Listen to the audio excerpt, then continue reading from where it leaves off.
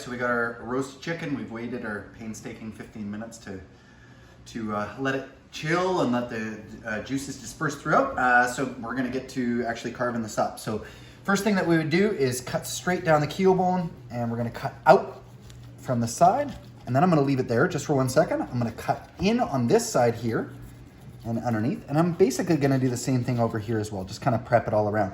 Then I'm gonna basically finish down here, and as you get to this point here, you're gonna be able to actually cut the wing off too. So I just cut the wing off, and I go straight through the side. Now you've got a wing and a breast all together like that.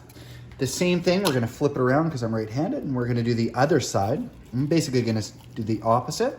And through here, I'm gonna snip down through the wing itself. That's gonna free it, and then trying not to elbow my camera person as I do this. And now we've got a wing and a breast together. And then for the thighs, you basically just want to kind of skip down here through your joint along the thigh.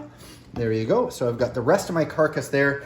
What I would do here is because I have 3 kids, they are perfectly happy to eat absolutely anything that comes off of this. So what I usually do is I just let this sit off to the side for a couple minutes and cool down before I actually chop it. When I'm actually serving this to adults or any discerning kind of people, I break this up. So we're gonna basically separate your thigh and your drumstick.